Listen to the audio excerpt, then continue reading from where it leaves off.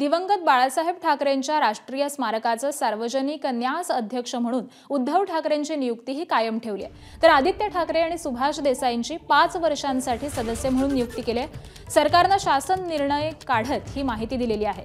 दरम्यान शिशिर शिंदे आणि पराग कळवणे यांची 3 वर्षांकरता नियुक्ती करण्यात आली आहे। पदसिद्ध सदस्य म्हणून महाराष्ट्र शासनाचे सचिव, प्रधान सचिव आणि मुंबई महानगरपालिकेचे आयुक्त यांची देखील नियुक्ती करण्यात आली आहे।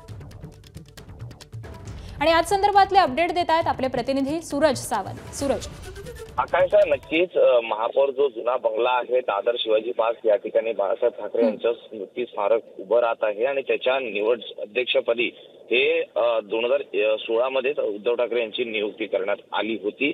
मात्र 2019 मध्ये त्यांनी त्या पदाचा राजीनामा दिला होता आणि त्यानंतर जर आपण पाहिलं तर पुन्हा एकदा आता त्यांची नियुक्ती ही नियम आणि अटी यांच्यामधील कलम 14 नुसार ती पुन्हा एकदा करण्यात आलेली आहे।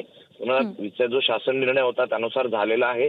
यामध्ये उद्धव ठाकरे आहेत, सुभाष देसाई आहेत, आदित्य ठाकरे आहेत, पराग कळवणे आहेत आणि शिशिर शिंदे आहेत। या 5 जणांची एकूण ही सदस्य असणार आहेत आणि खाली प्रशासकीय अधिकारी म्हणून एकूण 11 जणांची ही सदस्य समिती राहणार आहे। पुन्हा एकदा उद्धव ठाकरे यांना या समितीवरचं अध्यक्षपदी निवड करण्यात आलेली आहे। तर सदस्य म्हणून आदित्य ठाकरे आणि सुभाष देसाई यांना देखील घेण्यात आलेले आहे। त्यामुळे इतर पदस्य हे तर आहेतच, त्यामध्ये प्रामुख्याने शासनाचे सचिव, प्रधान सचिव आणि महानगरपालिका आयुक्त यांचीही नियुक्ती करण्यात आलेली आहे। त्यामुळे एकूणच या स्मारकाच्या कामाच्या गतीला तरी पुन्हा एकदा वेग मिळेल हेच पाहणं महत्त्वाचं राहील।